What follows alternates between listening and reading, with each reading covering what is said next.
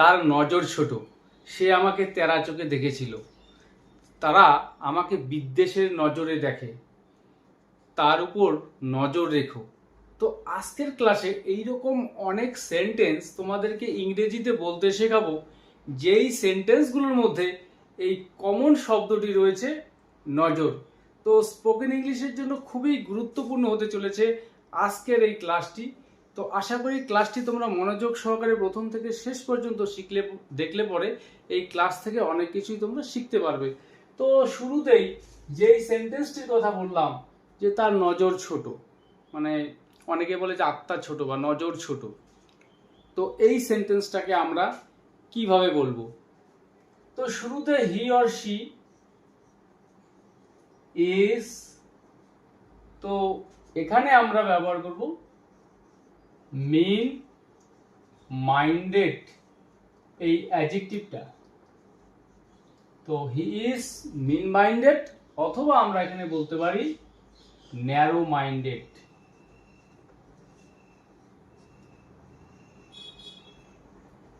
তো তার নজর ছোট, তো আমরা বলবো he or she is mean minded অথবা ন্যারো মাইন্ডেড, অর্থাৎ তার নজর ছোট। পরের সেন্টেন্স, সে আমাকে তেরা নজরে দেখেছিল, মানে ভালো নজরে দেখেনি। তো এই সেন্টেন্সটি সিম্পল পাস্ট টেন্সে রয়েছে, এই সেন্টেন্সটাকে আমরা কিভাবে বলবো? তো he or she gave me a sidelong glance. She gave me a sidelong glance. তো এই sidelong glance কথার মানেই হচ্ছে বাঁকা দৃষ্টি বা তেরা দৃষ্টি। তো she gave me a sidelong glance, তো সে আমাকে বাঁকা দৃষ্টিতে দেখেছিল বা তেরা দৃষ্টিতে দেখেছিল। তো পরের সেন্টেন্স, তারা আমাকে বিদ্বেষের নজরে দেখে। তো এই সেন্টেন্সটি সিম্পল প্রেজেন্ট টেন্সে রয়েছে। তো বিদ্বেষের নজরে দেখা, তো এই ক্ষেত্রে আমরা সেন্টেন্সে কি ওয়ার্ড ব্যবহার করব? তো তারা দেখে, they look at me, they look at me with an eye of malice. They look at me with an eye of malice, অর্থাৎ তারা আমাকে বিদ্বেষের নজরে দেখে। পরের সেন্টেন্স, ছেলেটির উপর নজর রেখো। তার কিন্তু অভ্যেস বেশি ভালো নয়, কিছু একটা করে ফেলতে পারে, ছেলেটার উপর নজর রেখো বা চোখে চোখে রেখো। তো এই সেন্টেন্সটাকে আমরা কিভাবে বলবো? খুবই কমন একটি সেন্টেন্স, তো ইম্পারেটিভ সেন্টেন্স এটি। তো শুরুতেই আমরা নিয়ে আসবো ভার্ব। তো keep an I, keep an I, তো কার উপরে নজর রাখবো? সেই পার্সনকে এখানে নিয়ে আসবো। তো keep an eye on the boy, অর্থাৎ ছেলেটির উপর নজর রেখো। Keep an eye on the boy, তো keep an eye on the girl, মেয়েটির উপর নজর রেখো। পরের সেন্টেন্স, তার নজর তোমার টাকার উপর। তুমি এটা বুঝতেছো না, তার নজরটা কিন্তু তোমার টাকার উপর। তো এই সেন্টেন্সটাকে আমরা কিভাবে বলবো? তো হি অর শি হ্যাজ হার, তো সেন্টেন্সটি শুরু করেছি আমরা শি দিয়ে, তো শি হ্যাজ হার আই। তো এখানে সাবজেক্ট যদি আমরা হি হিসেবে ধরে নিই, হি হ্যাজ হিজ আই, কিসের উপর? তোমার টাকার উপর, on your money. She has her eye on your money, অথবা he has his eye on your money, তার নজর তোমার টাকার উপর। পরের সেন্টেন্স, আমি তোমার থেকে নজর সরাতে পারছি না। সত্যি তুমি খুব সুন্দর, তোমার থেকে নজর সরাতে পারছি না। তো এই সেন্টেন্সটাকে আমরা ইংরেজিতে কিভাবে বলবো? তো আমি পারছি না, I can't take my eyes. I can't take my eyes, সরাতে পারছি না, অফ। কার থেকে? তোমার থেকে। তো এখানে you.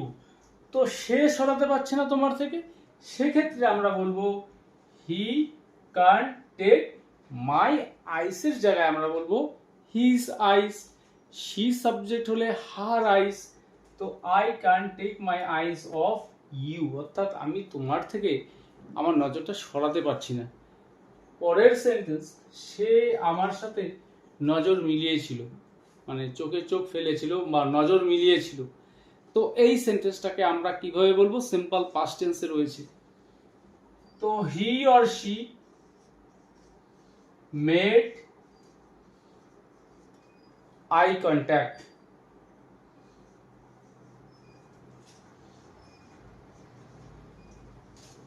She made eye contact কার সঙ্গে? আমার সঙ্গে। তো উইথ মি, সে আমার সঙ্গে নজর মিলিয়েছিল। পরের সেন্টেন্স, তার উপর আমার নজর পড়ে, মানে মেলায় গিয়েছি তো আমার নজরটা গিয়ে পড়ে তার উপরে, মানে সে আমার নজরটা অ্যাট্রাক্ট করে, তো তার উপরে পড়েছিল।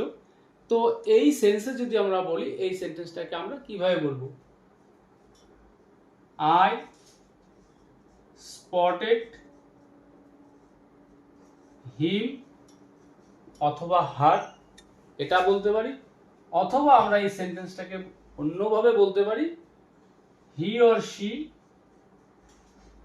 কট, তো ক্যাচের past form caught my eye, caught my eye, অর্থাৎ আমার নজরটা তার উপরে পড়ে, মানে সে আমার নজরটাকে ড্র করে, আকৃষ্ট করে। তো আই স্পটেড হিম অথবা হি কট মাই আই, অর্থাৎ আমার নজরটা গিয়ে পড়ে তার উপর। পরের সেন্টেন্স, তার গাড়ির উপর আমার নজরে পড়ে, তার গাড়ির উপর। তো এই সেন্টেন্সটাকে আমরা কিভাবে বলবো? তো শুরুটা আমরা এভাবে করতে পারি, his car caught my eye, his car caught my eye, অথবা আই স্পটেড হিজ কার। তো হিজ কার যদি শুরুতে নিয়ে আসি, তো এখানে আমরা কট ক্যাচের সেকেন্ড ফর্ম ব্যবহার করব, his car caught my eye, অথবা আই স্পটেড হিজ কার, অর্থাৎ আমার নজরটা গিয়ে পড়ে তার গাড়ির উপর।